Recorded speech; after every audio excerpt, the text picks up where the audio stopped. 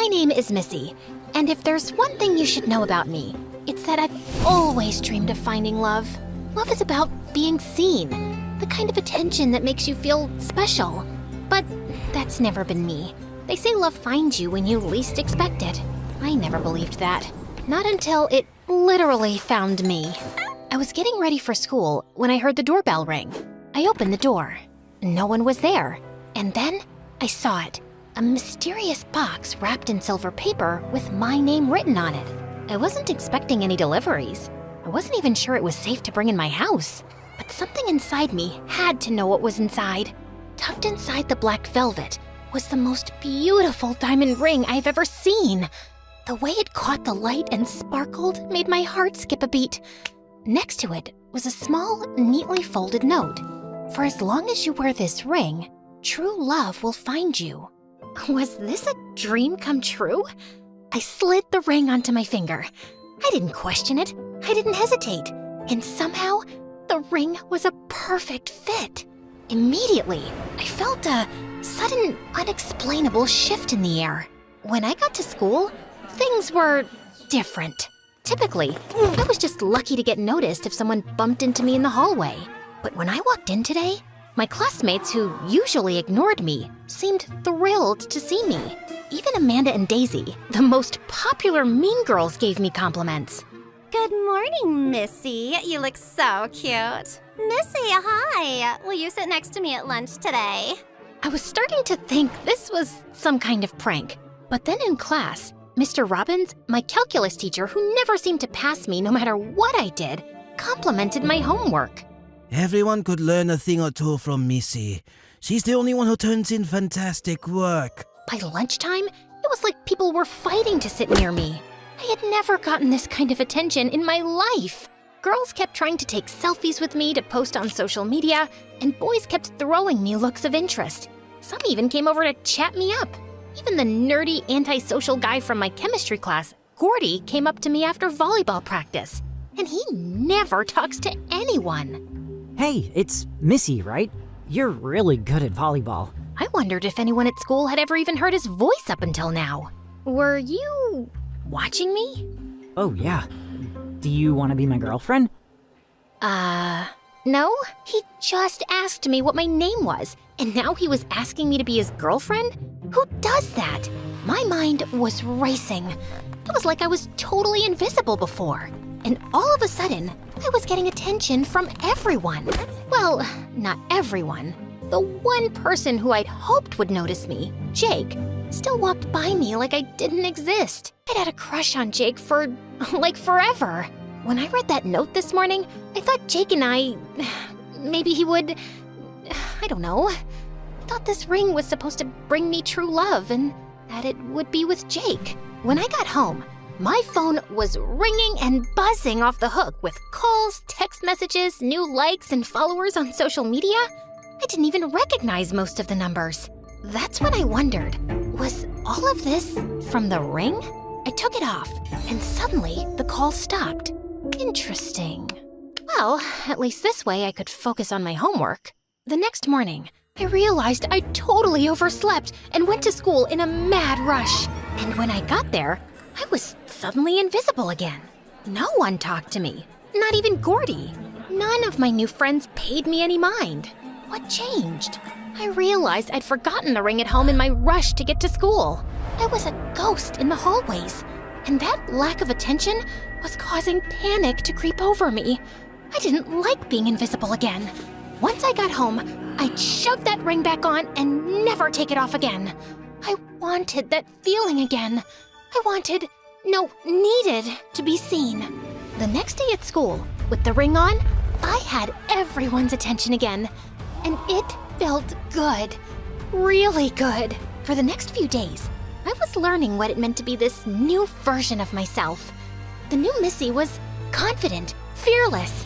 She owned every room she walked into. I quickly became the most popular girl in school. I had more followers on social media than my entire class combined. Every girl wanted to be me.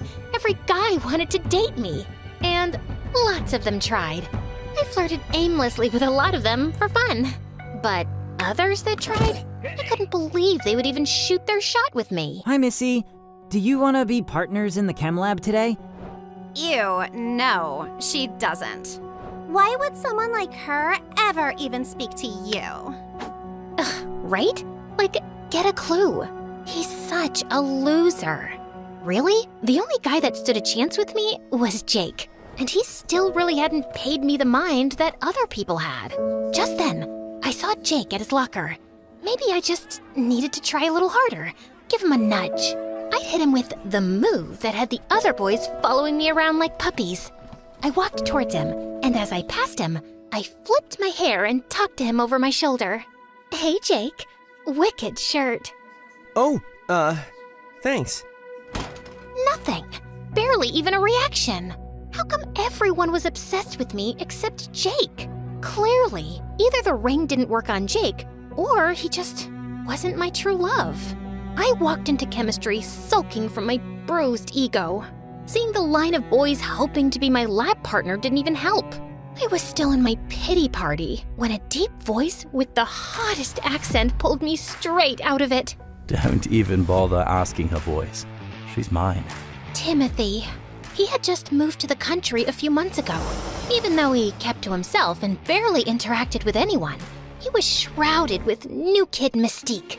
Rumors flew around that he came from a super powerful rich family who lived in a mansion. Anytime I had seen him, he was just observing. I figured he was still trying to learn the ropes of an American school.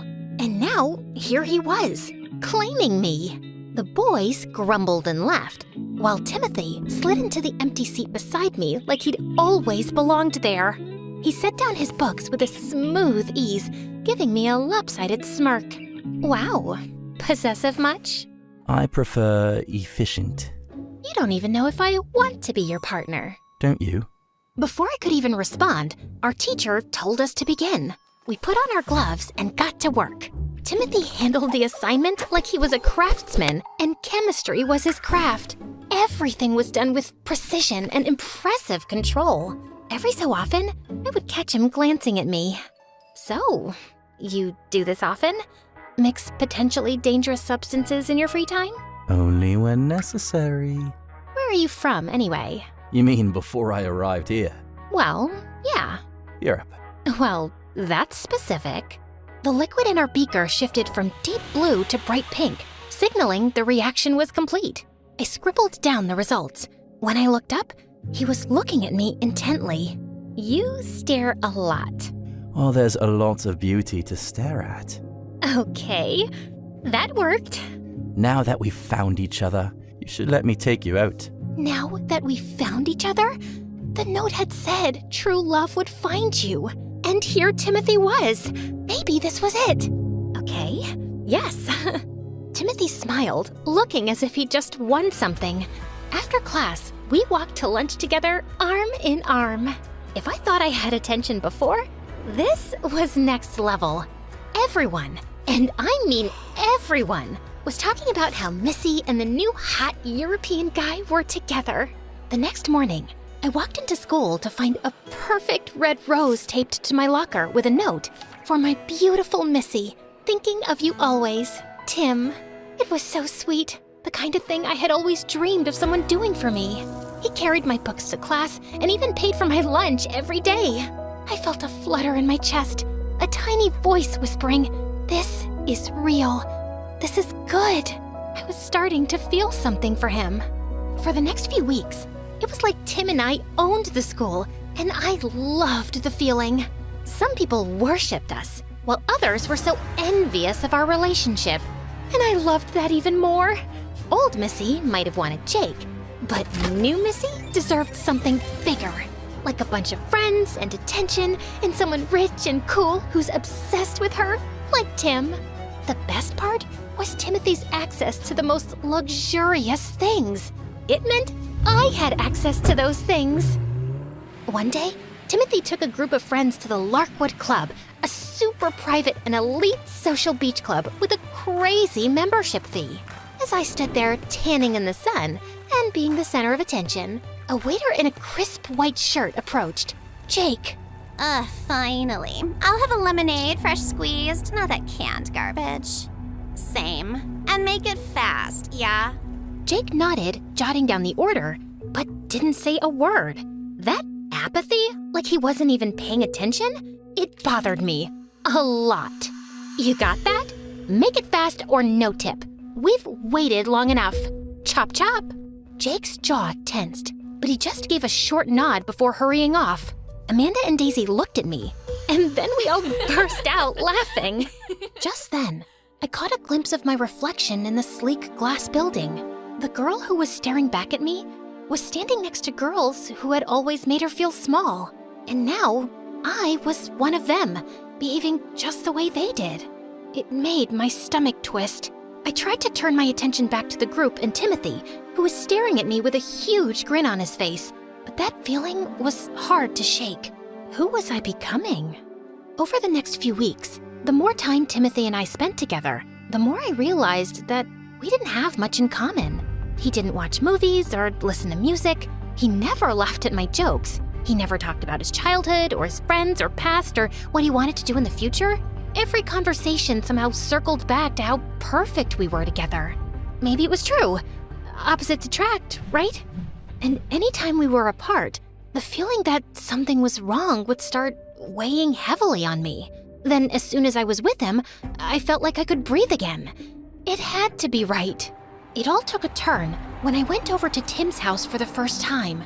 As I walked up his driveway, I realized this was nothing like I'd been expecting.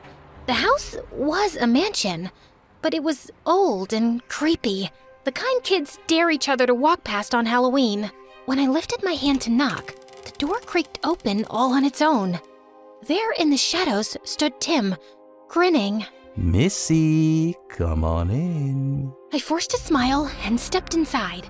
The only source of light inside were some flickering candles. And then I saw Tim's parents in the hallway. They were both tall, thin, and dressed in all black except for a bunch of old Victorian-looking jewelry. They just kept watching me. It was like their eyes never blinked. But it was the glazed look in his mom's eyes that freaked me out the most. So, you're Missy. Yeah. Nice to meet you, Mr. and Mrs. Oh, don't worry about that. Just call them Mom and Dad. I froze. Mom and Dad? I just met them. Surely he must have been joking. I let out a nervous laugh, but no one else laughed. They just stared. Do you believe in fate, Missy? I guess. Then you understand some things are meant to be. We're so glad you agree and like the ring. The ring? How did they know anything about the ring? I knew it would be perfect for her. Wait, hold on a minute. You were the one who gave me the ring? Of course I am. Now we can spend the rest of our lives together in love. My heart dropped. Timothy had given me the ring? How was that even possible? This whole situation left an awful taste in my mouth. I looked over at his mom, who still hadn't opened her mouth. She grasped at her throat, and just then, I saw the same exact ring on her finger that I had on mine. I needed to get out of here, now! You know, I just realized that I totally forgot I have, a super big project due tomorrow. I should go home. I ran out of the house before they could say another word. What kind of insane family was that? I don't know what kind of power was in that ring, but I didn't want any part of it. I turned the corner onto my street, and there, on my doorstep again, was Tim, with a twitch in his eye. How did you get here before me? Why did you leave? We were in the middle of a date. This whole ring thing, it's really starting to creep me out. I can explain. My family's been crafting jewelry for generations, but we aren't just skilled artisans. We have a gift. We can infuse our creations with the power of intention, bringing our very desires to life. That's exactly what I did with your ring. Our fates are bound now, you and me, forever intertwined. I tried to stay calm as I took off the ring. A weird look came over his face. I'm really sorry, but I don't know if we should continue seeing each other. I'll see you at school, okay? I went into my house and started to close the door, but he stopped it with his hand. Didn't you notice how much better your life was when you wore the ring? When I first moved here, I noticed you when no one else did. You were constantly looking towards other people, hoping someone would talk to you, include you in their conversations, notice you, praise you. But you always stayed in the shadows, too afraid to speak up. I could see what you really wanted, though. You craved to be seen just like me. I have the power to give us the attention we need, the attention we deserve, the power to bring you true love. I don't think this is true love, Timothy. And I don't think I want the attention this badly. I handed the ring back to him, and I swear I will never forget the crazed look in his eyes. I closed the door, and this time he didn't stop me. Major sigh of relief. I should have known that ring was too good to be true. Sure, it brought me the popularity and the attention, but was all that worth an insane family and me not even recognizing myself anymore? The next day at school, I was back to the old Missy. No one talked to me, no one really even looked at me. It was like none of my friends even remembered who I was. And to be honest, I was relieved. I wasn't sure any relationship I had was authentic in the first place. And after everything that had happened between me and Tim, I just wanted to be alone. And weirdly enough, Tim had disappeared. He wasn't at school or in class for the next week. Maybe that was something else to be relieved and grateful for. One afternoon, I was having ice cream by myself at a cafe like I used to before, when suddenly, Jake walked in. He went up to order, and I pretended to check my phone. Not really sure why. It wasn't like he noticed me much anyway, even when I had the ring on. I got up and turned toward the door. Just then, a hand reached out and opened the door for me. I got it, Missy. Oh, thanks. We walked out together and kinda started walking in the same direction on the pier. Even though we weren't talking, there was some kind of charge. This was slow and quiet, not like what it felt like with everyone who gave me attention. I wondered what it would be like if Jake had paid attention to me, but that wasn't something I really deserved. I had turned into someone I didn't want to be. Hey, Jake, I'm really sorry about how I spoke to you the other day at the beach club. That wasn't cool. Oh, people talk to me like that all the time at the club. It's okay. It's not okay. I shouldn't have been one of those awful people. I'm sorry. That's big of you. Thanks. I forgive you. All of a sudden, the hair on the back of my neck stood up, and that's when I saw him, Tim, standing at the end of the pier, lurking in the shadows of a gift shop. He was watching us, and then he stepped forward into the light. Missy! His voice cut through the night like a knife. Moving on so soon? You've just barely broken up. This could be considered cheating. The way he said it sent a ripple of unease through me. You and I aren't even together, and Jake and I are just walking. He doesn't know what you want, but I do. Put it back on. Tim's hand moved to his pocket, pulling out the all-too-familiar ring. His fingers curled around my wrist slightly as he tried to slide the ring on. I tried to yank my hand away. No, Tim, you're being insane. Insane? No, what's insane is you thinking you could just take it off.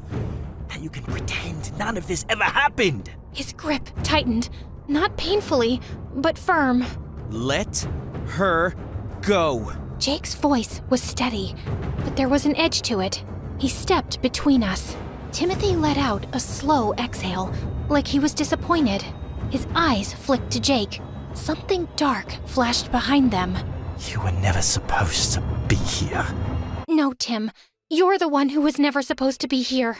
Timothy's head snapped toward me. His expression twitched, but I didn't care. Something inside me had shifted. You were never supposed to be in my head, making me think I needed you, or the attention, or the ring.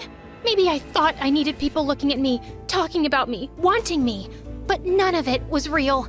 The attention didn't make me important, and it made me someone I didn't even recognize or like. And I'm done with that. I'd rather be invisible, and myself again. Timothy's face twisted into something ugly. No, that's not who you are. You just need to remember. His hand darted out, gripping my wrist, trying to force the ring back onto my finger again. I said, let her go! Jake shoved Timothy back. Timothy staggered but caught himself, then shoved Jake back violently. I gasped as Jake's foot caught the edge of the pier and he grabbed Timothy's hand at the last second, trying to regain his balance. But Timothy looked at him with a sinister smile and let go. Jake fell backwards and hit the water with a splash. I ran over to the railing, hoping that Jake was okay. But all I saw were bubbles. What is wrong with you? What if he can't swim? We have to get help. Can't you see that I'm willing to do whatever it takes to make you happy? To make sure you get everything you deserve? Just put the ring back on and I'll show you. That's gonna be harder than you think. My head whipped back. I don't ever slow up, no I don't take shit. I got no love for the fakeness. If you wanna play tough and wanna hate this, I'll always show up.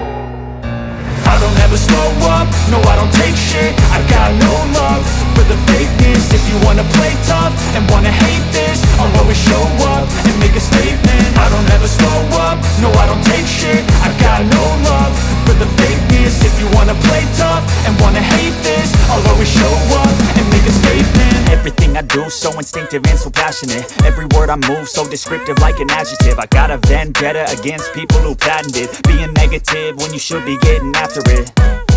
I got facts over tracks, this and that. Spitting slow, spitting fast. I could roast, I could gas. Think I'm okay at last, but I don't know if that can erase all the past. And the pettiness, a reflection of the emptiness. Hilarious, you think you're worth my time, you're delirious. Mysterious, because you hide behind a fake exterior. Inferior, you know I'll always be a bit superior. Get off of me, this ain't no humble brag. I want you to hear words, you can say them back. I want you to feel free from the chains at last, and to believe in what you got, it was built to last, yeah.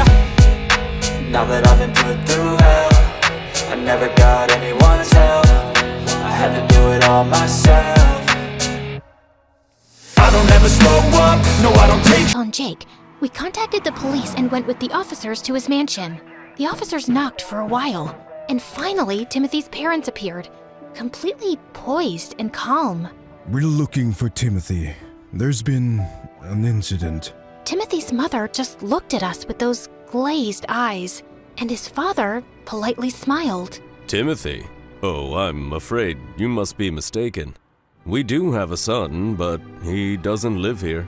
He's away at boarding school, has been for years. A cold shiver ran down my spine. That's not true. He's been at our school. I know him. And I've been here in this house with all of you before. The officers exchanged looks. One of them walked over to the car to hop on the radio to talk to someone. He walked back over a few moments later. Ma'am, we've just checked. There's no record of a Timothy ever being enrolled at your school. A sick feeling crawled up my throat. As the police started to walk away, Timothy's father bent down and whispered in my ear. Attention is a fragile thing, Missy.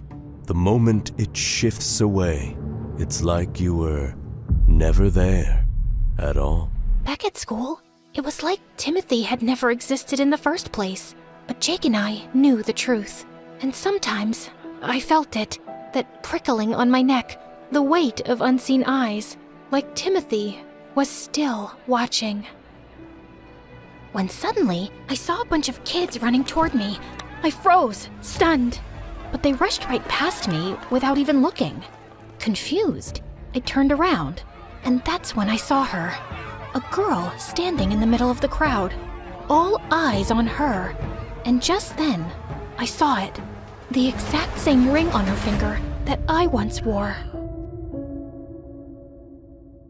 There was only one thing I really wanted, a boyfriend. I dated before, but all those guys were jerks. I even said yes to a nerd for one date just to see if he'd surprise me. Never trying that again. No thank you. Next! I was beginning to lose hope in ever finding my Prince Charming. That was until Chris came into my world years later in high school. My eyes were immediately hooked onto him. The looks, the smile, and the muscles rippling underneath his shirt. I just had to have him. So I asked him out, something I would never do normally. But it all worked out because he said yes. It didn't take long for us to finally go on our first dinner date. It was incredible. He was such a gentleman and knew just the right things to say. I knew right as he took my hand that he was the one. But I couldn't shake the feeling of deja vu, like I'd met Chris before. Oh well, I'm sure it's nothing. For the next few months, we went on many different dates, traveling all over the city, eating wonderful foods, and studying together at night. Everything was perfect. I had finally found a good boyfriend, and he was a keeper. But of course, something just had to happen to ruin it. Chris had planned a date at a fancy new restaurant downtown. I was so excited. I actually got ready early this time and speed walked to the restaurant with a spring in my step. But when I finally got there, my heart fell to the floor and shattered. Sitting next to my boyfriend was another girl with her arm around his shoulder. I didn't care if he looked a bit uncomfortable. I wasn't taking this betrayal lying down. So I burst through the doors and marched straight up to the duo's seat. Who is this? Tia? You're early. Answer the question, Chris. How could you cheat on me? Wait, I didn't cheat. Who is this then? Hello, you must be Tia.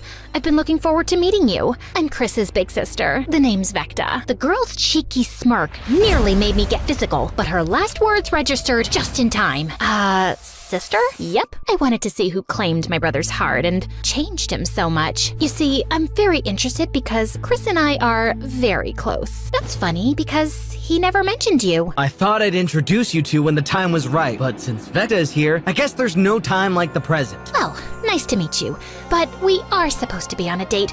I don't want to be mean or anything, but... She's right, Vecta. You should go home. I'll be back soon. Oh, she didn't like that. She looked at us both, and instead of leaving, got comfortable. Nah, you two just act like I'm not even here. You won't even notice me. Besides, I'm starving.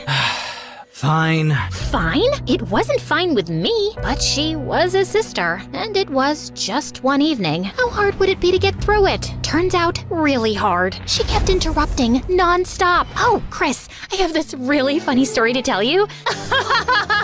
That's hilarious. Oh, stop it, Tia. I think I just peed a little. I didn't even tell it yet, but I know it's really funny. You just said so yourself. Which reminds me, Chris, I've got a joke that'll make you poop. So, a duck and a chicken walk into a bar. She kept picking up food from Chris's plate and fussing over him. Why would you order this dish? You hate olives and broccoli. Here, I'll take those. Also, you've got sauce on your face. There, I got it. Do you need to blow your nose, Chrissy? And when she wasn't acting like his freaking mother, she kept staring daggers at me. I tried to act like I wasn't bothered at all and leaned over to feed Chris some of my pasta. But seconds later, he started coughing and turning blue. Oh my God, you poisoned him. What? Of course I didn't. Chris, are you okay?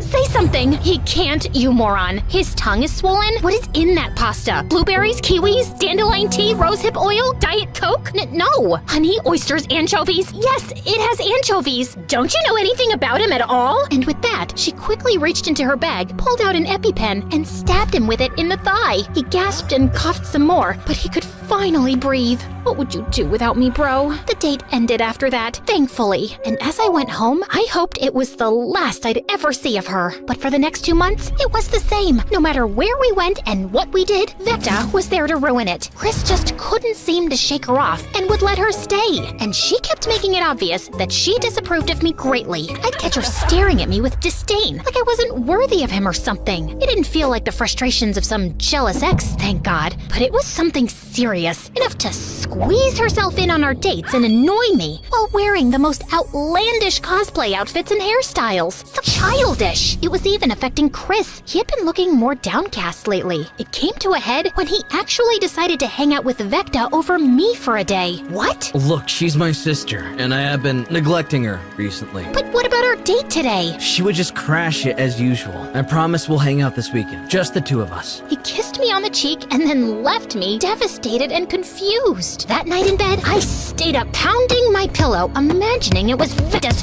face. I wanted our private time back, but as much as I wanted to slap her, violence wasn't the solution. Instead, I needed to know what Vecta's problem was. There must be a reason for why she was acting the way she was. Luckily, a puzzle piece fell into place during the weekend. As promised, I was hanging out with Chris at his place. We were watching a cheesy romance movie while snuggling on the couch. Right on time, Vecta came out of nowhere and inserted herself into our lives again. No, literally, she came and sat between us on the couch, holding a dead potted plant. You let our plant die? The plant that symbolizes our bond as brother and sister? I've never even seen that plant before. Vecta, what do you want? A plant that's alive? But I guess that ship has sailed. Do you know what next week is? Christopher? Christopher? Now, why did that name sound so familiar? Before I could remember anything, Chris let out a loud sigh. I told you not to call me by that name. Whatever. Now guess, before I call you by your real name again. That's your real name? Used to to be. Anyway, I don't know what's happening next week, Vecta. Can you just leave us alone today? A part of me was jumping for joy at the way Chris snapped at her, but another part noticed how hurt Vecta looked. I gave in to my more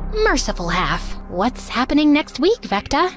It's the annual LARPing Capture the Flag event for our city. LARPing? Like that thing nerds do outside? Playing pretend? Yeah, figures you would say that. Are you attending it with me, Christopher? You can even bring your girlfriend. Why would I do that? That's for losers. Then Tia should fit right in. That was it. What is your problem? You. Sis? No, everything was fine before she showed up in your life. I could say the same for you. Stop it, you two. No, not if we want this to stop for good. Vecta, I have a proposal. Interesting. Shoot. We'll join your stupid game. Do we play in teams? Oh, I see where you're going with this. Yeah, we do. I'll be on the team opposing yours. If my team wins, you'll stop interfering in our relationship. And if mine wins, you'll break up with Christopher. That is not your choice to make, Vecta. What? Scared she'll lose? Get bored of you in the game, walking away from both? What? I wouldn't do that. I love Christopher, and I'll prove it by beating you. Deal? Deal. We shook hands, and I suddenly realized I just made a deal with the devil, all because I let my emotions get the better of me. I don't even know how to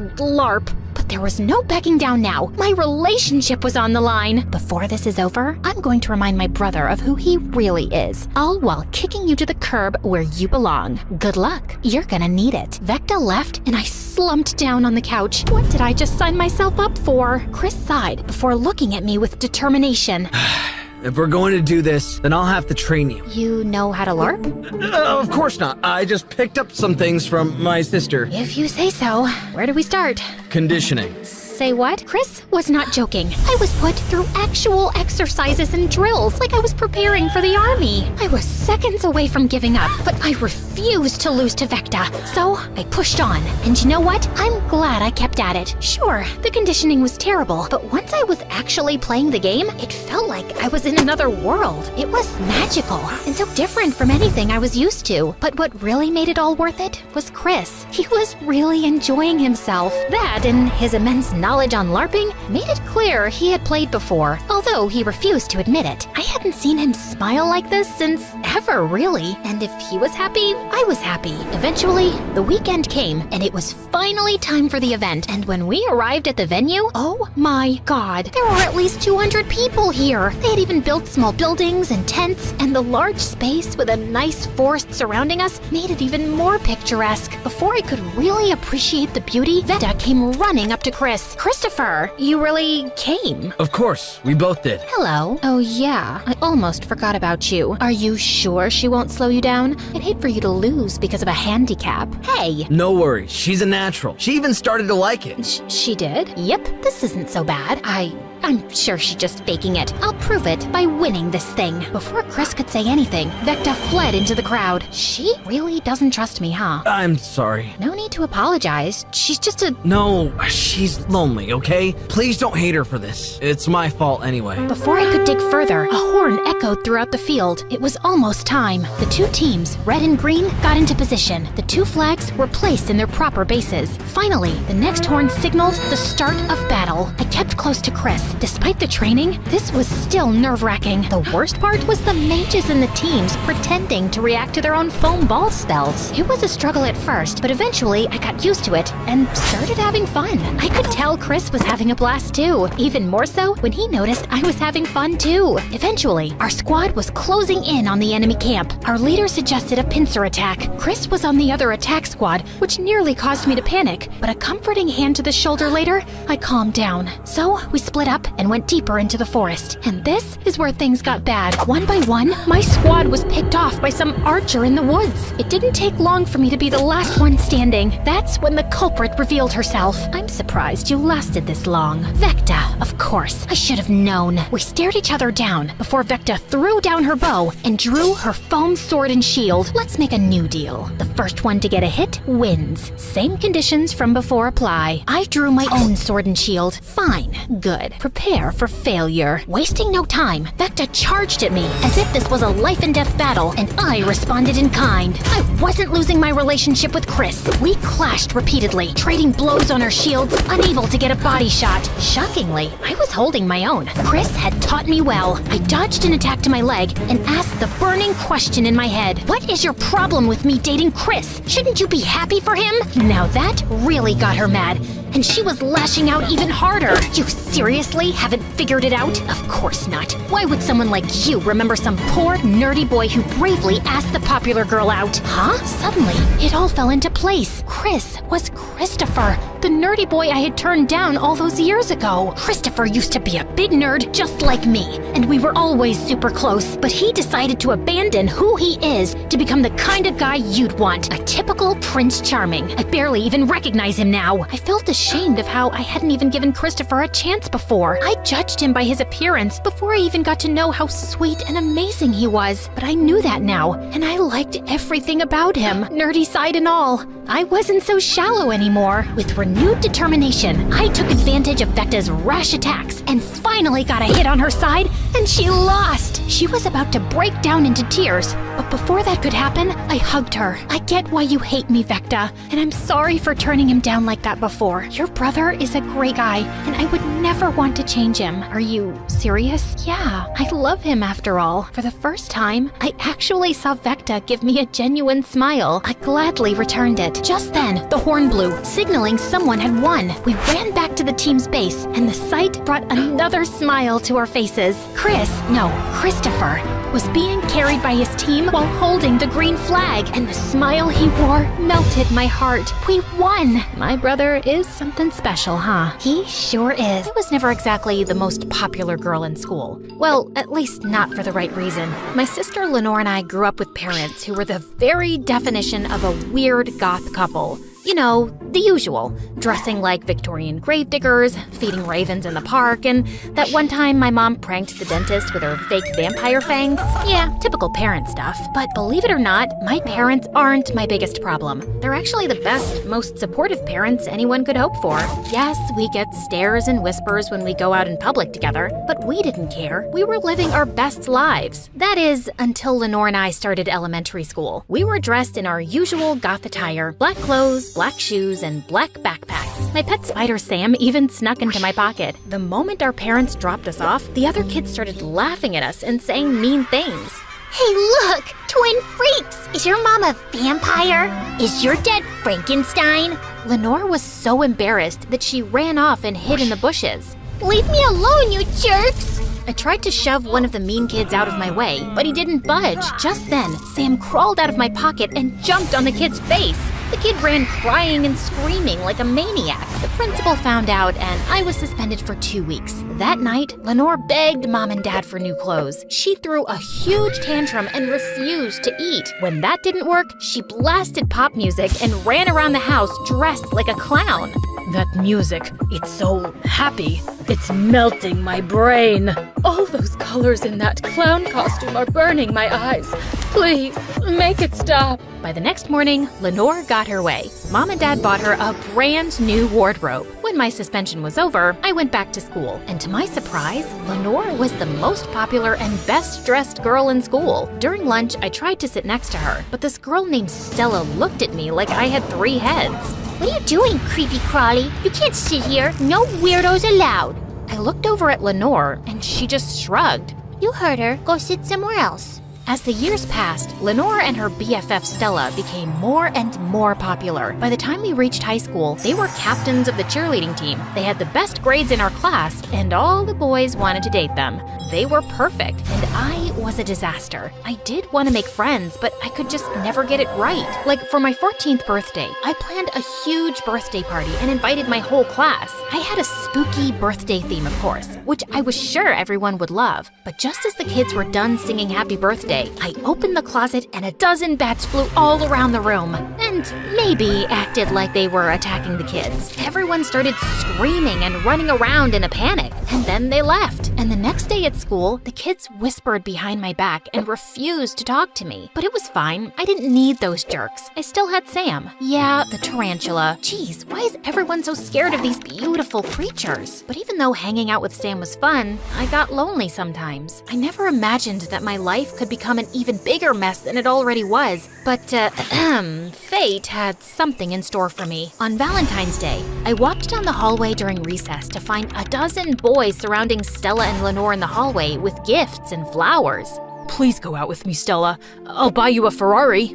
Be my Valentine, Lenore. I'll fly you out to the Bahamas. As I rolled my eyes and took my stuff out of my locker, I was surprised when a bright red envelope fell out of a book and it had my name on it. Hey, what's that? I was super excited, but I tried to play it cool. I got a Valentine. Ooh, Creepy Crawly has a secret admirer. Stella snatched the envelope out of my hand and made a huge commotion. Suddenly, everyone was staring at me. Hey, give that back. It's private. Stella tossed the envelope to Lenore, who opened it and started reading it out loud. My darling Annabelle, you're a shining star, a diamond in the rough. The jocks and cool girls can't measure up to you. Whoever wrote this must be blind and stupid. I tried to get the letter back, but Stella got in the way. You're my debating diva, my leading lady, my dancing queen, and my future class president. My heart aches when I see your face. Love, your secret admirer. Lenore, Stella, and all the other cool kids couldn't stop laughing, but I was shocked. I only joined the debating team a couple days ago. The last role I played in drama club was a donkey's butt, and I was too shy to dance in front of anyone. Plus, the odds of me becoming class president were slimmer than a toothpick. Just then, Jack, the editor of the school newspaper, materialized right beside me. I think that's a nice letter to get on Valentine's Day. Of course you do, nerd. I bet you wrote this junk. It wasn't me, I swear. Whoever wrote this has lost his mind. Yeah, he's a crazy lunatic. Lenore ripped the letter to pieces and threw it in the trash.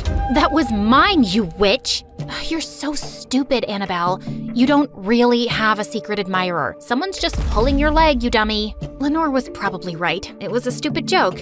I felt like the biggest loser ever. Once everyone had walked away, Jack pulled the letter out of the trash and taped it back together.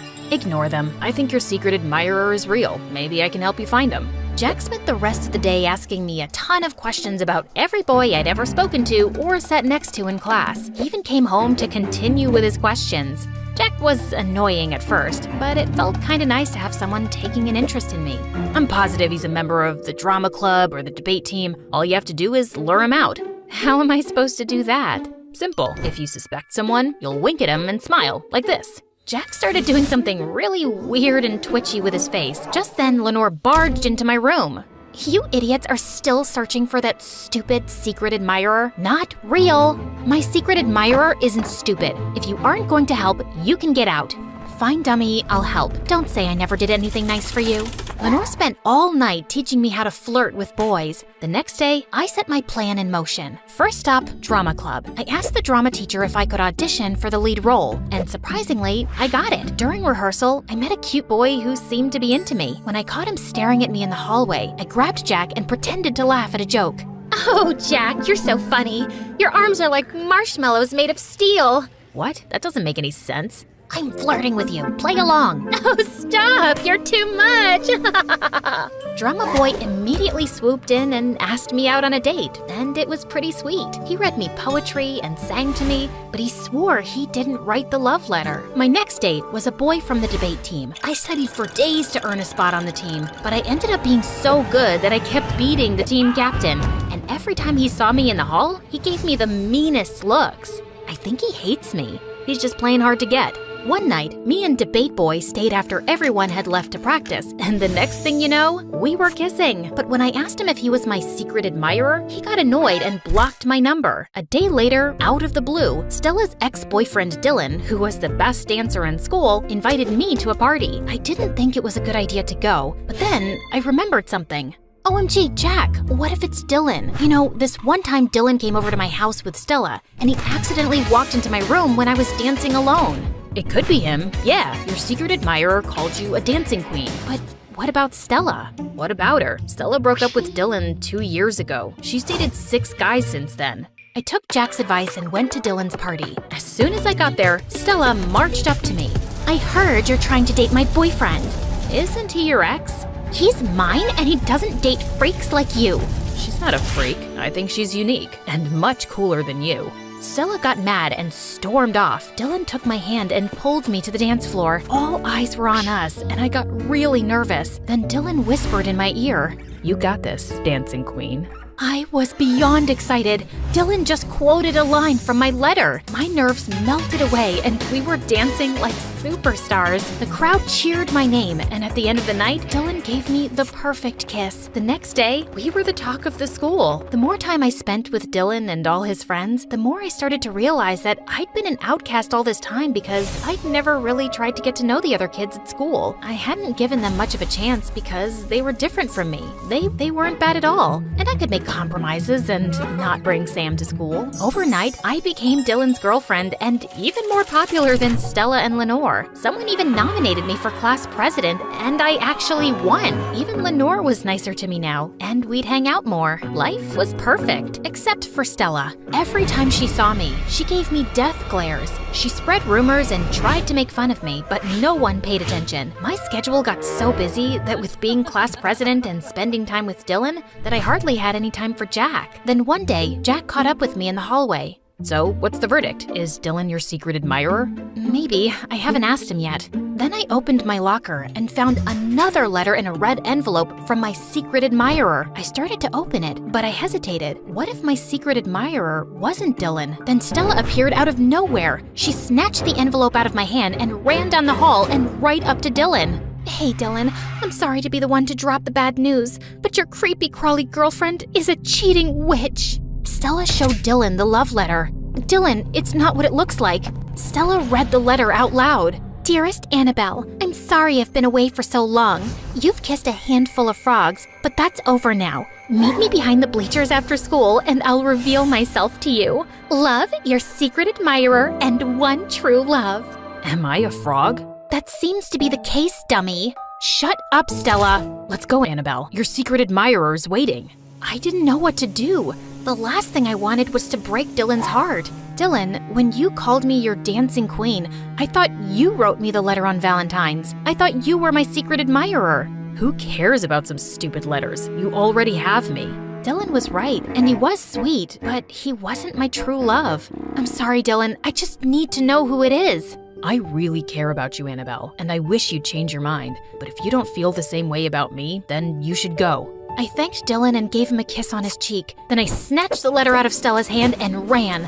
I felt like a jerk, but I had to meet my secret admirer. He'd seen me when I was invisible. He really knew me. I wouldn't have ever had the confidence to make new friends, audition for the lead in the school play, or run for president if it wasn't for his first letter. Jack and I raced out the door and headed straight for the bleachers. When we got there, Jack turned to me. I'm your secret admirer, Annabelle. It was me all along.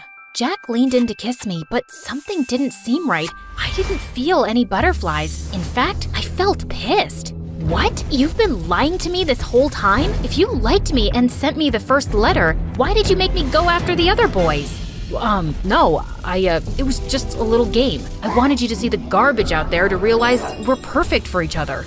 Well, thanks to your stupid games, I just broke Dylan's heart. I got so mad I pushed Jack into the mud. Man, Stella didn't say this would be so complicated. Stella? What does she have to do with this? Did I say Stella? I meant melons. I'd sure like a melon right now. How about we go get one from the supermarket? I grabbed Jack and told him to tell me the truth. Fine, I didn't send the first letter. The new letter is a fake by me. I wasn't expecting you and Dylan to actually become a thing. I thought he'd just be one of those popular jerks who'd ditch you soon. But when you got all chummy, Stella came up with a plan to write the second letter so she could get Dylan back, and I could finally have you notice me. We really don't know who sent the first letter. Come on, just forget about your stupid secret admirer.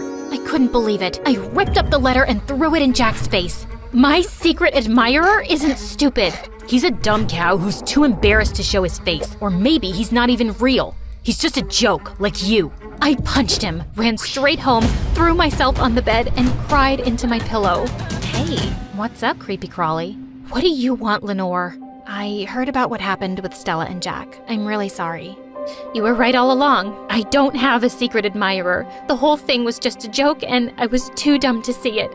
Just leave me alone. After that, I moved on with my life. My parents bought me a new coffin to cheer me up. Lenore started being nicer to me, and Dylan and I managed to become good friends. Jack spent weeks begging me for forgiveness, but when Sam bit him on the nose, he stopped bothering me. I thought the whole secret admirer thing was behind me until one night. I'd just come home from a party. I went to a lot of those now that I was class president. I was super exhausted and immediately fell asleep. And then I woke up in the middle of the night. At first, I didn't know where I was, but soon I realized I was in my mom's home office, under the Victorian hardwood desk. Moonlight streamed through the windows, drenching the room in white light. I looked down at my hands and saw that I was holding something. It was my mom's ink pen, and I was holding a red paper with something written on it. Beside me were a handful of matching red envelopes. My heart clenched when I finally realized what was going on. I haven't written to you in a while, my dearest Annabelle, and that's because you don't need me anymore. I'm writing to you one more time to tell you that I'm so proud that you've accomplished everything you wanted, and I'm sure you'll achieve so much more. Love, your secret admirer.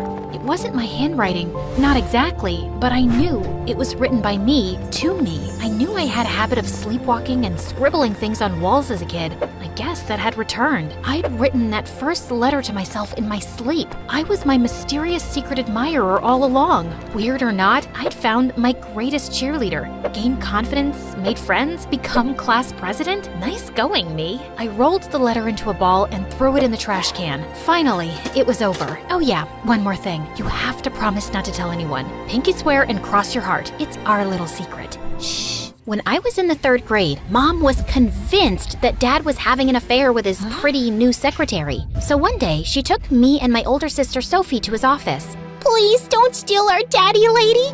Don't take him away from us. Who will feed us and buy us clothes? Do you want us to be orphans? It's a very bad thing to be wait, I forgot. I wrote it on my arm. Oh yeah, a homewrecker. Homewreckers are bad, and you'll end up in jail, bad lady. Wait a second. Are those my jeans you're wearing? I want my jeans and my husband back, witch! Are you insane? As if my size 0 jeans would even fit your size 8 butt. Mom snarled and leapt at the secretary, who dodged her and went screaming down the hallway. She burst into the conference room with Mom on her tail, and the two ended up crashing onto the large conference table where Dad was having a meeting with the company's top executives. What on earth? You cheated on me and gave this bimbo my favorite jeans! Mom threw a stapler at Dad, which missed him and hit his boss instead. Needless to say, he was fired. And that was the day he left us for good. Sophie and I were devastated. Wipe your tears, girls. He wouldn't have left if he wasn't cheating on me. Take it from me. All men are garbage, and we're better off without them. Well, that didn't stop me from having my first crush in the 7th grade. His name was Adam, and he was our neighbor. One day, Sophie caught me staring at him from my window. Adam and Nora sitting in a tree. Kissing. Shut up, Sophie. I don't even like that boy. Yes, you do. You want to brush his hair and hold his hand and have his babies. I read it in your diary, see? I snatched my diary out of Sophie's hands and pushed her out of my room. She was so annoying. A couple of weeks later, a super pretty girl named Becca joined my class, and we quickly became friends. Once, when we were hanging out at my place, Adam showed up at my door. Hi. I brought you some cookies I baked myself. You free to hang out? Oh, yeah. Why wouldn't I be free? Wait, I have another guest over, but yeah, I don't think she'd mind. Come in. You smell so good. I mean, the cookies smell so good. I wanted Adam to have a good time, so I logged on to Ask Brain 2 and asked about fun game ideas. The three of us played Truth or Dare, charades, and hide and seek. A couple of times, I caught Adam smiling at me, and when he brushed cookie crumbs from my cheek, my heart skipped several beats. The next day at school, I was at my locker, and I saw Adam staring at me from across the hall. Suddenly, he winked at me and blew me a kiss. The butterflies in my stomach went into a frenzy. I raced down the hall, ready to jump into Adam's arms, but I slipped on a banana peel and fell face first right at Adam's feet. I thought he'd sweep me up, but instead he stepped over me, hugged Becca, and gave her the most romantic kiss I'd ever seen. I wanted the ground to swallow me whole. That night, Mom and Sophie caught me crying in my room. Boys are like that, sweetie. They'll lead you on, make you think they love you, and tear your heart out, just like your father. Not only was my heart broken, now I was totally paranoid when a boy even came close to me. Hey, Nora, you want to go to the movies? I'd rather eat a bag of worms. Would you be my Valentine? Stay away from me, or I'll dunk your head in a toilet. Nora, you're the most beautiful girl I've ever seen. Liar! After a while, I got a reputation for being a little cuckoo, and most of the kids in school started avoiding me, but I didn't care. Sophie was totally different, though. She'd flirt with every boy that passed her in the hall and date a new jerk every 2 weeks. Of course, they all broke her heart, and I felt so sorry for Sophie that I decided to help her. You gotta remember my rules, Soph. Don't let their good looks fool you. Don't trust anything they say. Don't let them melt you with their kisses, and don't ever fall in love. Sophie listened attentively and took notes, but a week later, I caught her kissing a boy named Clive in her room. You're breaking all the rules. Your rules are dumb. All boys aren't bad. That's right, girl. Boys are cool, and that's why they rule. Ha ha! Shut your stupid mouth. No one's talking to you. Where'd you pick him up from? The dumpster? That's your problem. You're so judgmental and won't give any boy a chance. I thought you were smarter than this, Sophie. Maybe hanging out with stupid boys has made you stupid too. Sophie kicked me out of her room, and we didn't speak much after that. Soon, I was off to university, and there were boys everywhere. I just kept my head in my books and rejected any boy who even tried to make a move. But you know, a girl starts to get lonely. So, when a girl in my class asked me out one day, I impulsively said yes. Just because I'd renounced all men didn't mean I couldn't find love. And how bad could it be, right? At first, not so bad. In fact, pretty great. She loved to cook, she braided my hair, she gave me the best pedicures, and we were the same shoe size. But then, she started acting like I'd adopted her. She would never leave my dorm, and I hated it when she used my towel and my hairbrush. She was clingy and needy, and constantly needed validation that she was the most important person in my life. So, if your mother and I were hanging off a cliff, holding on for dear life, and you could only save one person, who would it be? My mother, obviously. Seriously, I've known you for a month. Mom carried me in her womb for 8 more months than that. I thought it was a reasonable answer, but she totally lost it. She broke half the things in my room and threw the other half out the window before she stormed off. Then she started stalking me everywhere I went. I tried talking to my other friends about how unsafe I felt, but they all laughed it off. Yeah, if you're dating a guy and complain about him, everyone shows you sympathy. But no one comforts you if it's a girl. Now come on, she's barely 5 feet and she looks totally harmless. What could she possibly do to you? Only after she tried kidnapping me did anyone take things seriously. She was expelled from the university and I got a restraining order. And after that, I swore off girls too. Then in my junior year, Sophie showed up at my dorm one day with the worst news. Clive proposed to me. You're kidding. Man, that loser is so out of your league. Don't worry, sis. I know how to handle this. Just send Clive a breakup text. Tell him he stinks, he makes you want to puke, and you never want to see him again. No, I love Clive. I said yes, and our wedding is in 4 weeks. I just came to ask you if you'd be my maid of honor. I couldn't believe this. I thought Clive was just a phase. I wanted to yell at the top of my lungs, "Don't do this, you'll ruin your life." But instead, I caved in and said yes. I mean, was I? Please welcome our top 10 participants.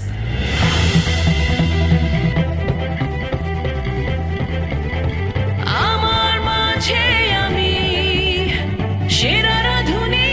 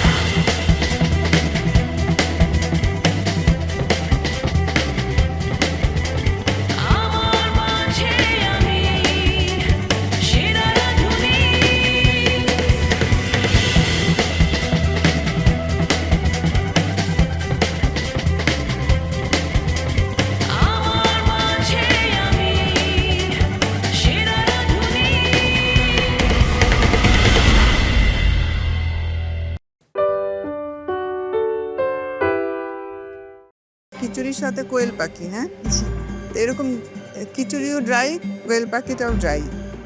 এটা যদি একটা আলাদা পাত্রে একটু ঝোল রাখতে মাখা মাখা হতো, দেন খিচুড়ি দিয়ে মেখে খাওয়া যেত। বিজ্ঞ বিচারকরা বলে দিয়েছেন আপনার কি কি ভুল ছিল, আমি আর না বলি। দেখা যাক দিবার কি হয়েছে আজকে। চলে আসুন। দিবা একদম শুরু থেকে মন খারাপ, ওর মুখে কোনো হাসি নেই।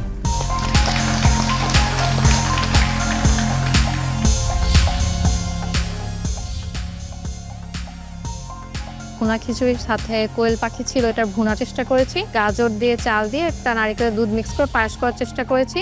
নারকেলের দুধের পরিমাণটা অবশ্যই কম ছিল আর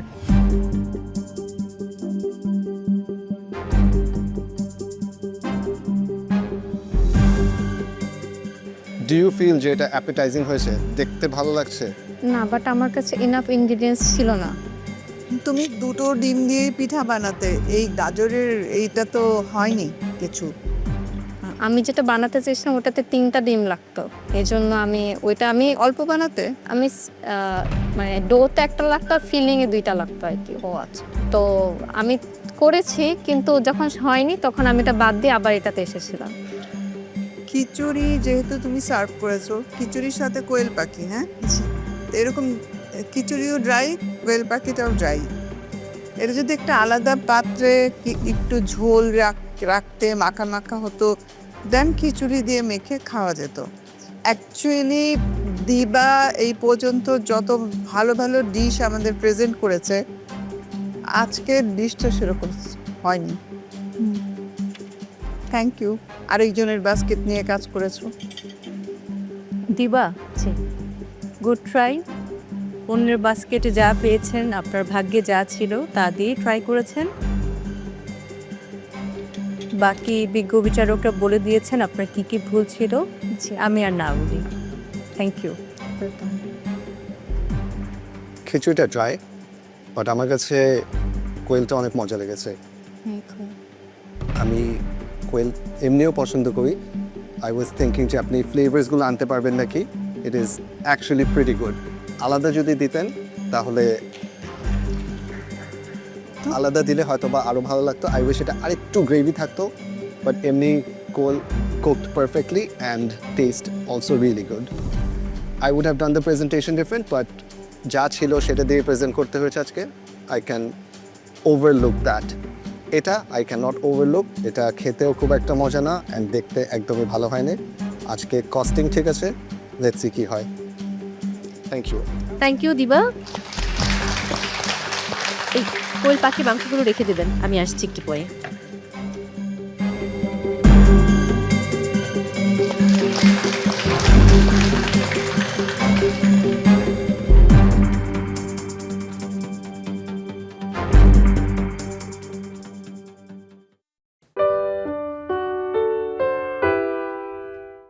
this is rare, medium rare.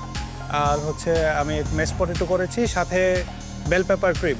রেস্টুরেন্টে বসে যদি মেনুতে এই দুটো আইটেম থাকতো, আমি দুটো আইটেম অর্ডার করে দুবার খেতাম। Thank you so much. কুমিল্লার শাফায়াত, আপনার ফোন নিয়ে চলে আসুন।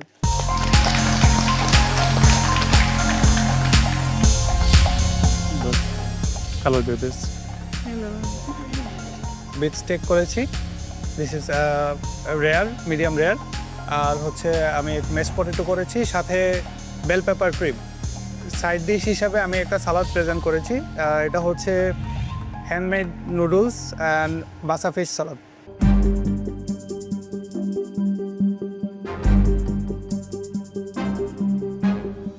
প্লেটিংয়ের কথা ছোট্ট করে বলবো, I love the plating, love the play of colours. আপনি এটার মধ্যে ভেজিটেবলস, ফিশ, সসের অ্যামাউন্ট যতটুকু দিয়েছেন, I think it's absolutely perfect. Thank you sir. স্টেকের কুকটা you said medium rare. Again, this is perfect medium rare. Love the crust, love the color. And আপনি যখন স্টেকটা করছিলেন, I thought over হয়ে যাবে, because আপনি ঢেকে রেখেছিলেন ফিল্ম র্যাপ দিয়ে, and I was thinking যে এটা আমি ধরে দেখেছি, I knew it was medium rare, but you nailed the steak. Brilliant. Mashed potato-টা is okay. Mashed potato-তে I wish আপনি আরো ক্রিমটার পরিমাণ আরো অনেক কমিয়ে দিতেন, বাটারের পরিমাণটা বাড়িয়ে দিতেন, but ম্যাশ পটেটোটা আমি কমপ্লিটলি ওভারলুক করতে পারি because the steak is done so perfectly. Thank you. Safayet ma'am আসলেই খুব ভালো হয়েছে, দুটো ডিশই আমার খুব ভালো লেগেছে। আর যা বলার শেফ বলে দিয়েছে, আমি ওগুলো রিপিট করতে চাই না, খুব ভালো হয়েছে। Thank you. Thank you so much Safayet, ma'am. আমার সত্যি মনে হচ্ছে আমি অনেক দিন পর রেস্টুরেন্টে বসে যদি মেনুতে এই দুটো আইটেম থাকতো, আমি দুটো আইটেম অর্ডার করে দুবার খেতাম। Thank you so much.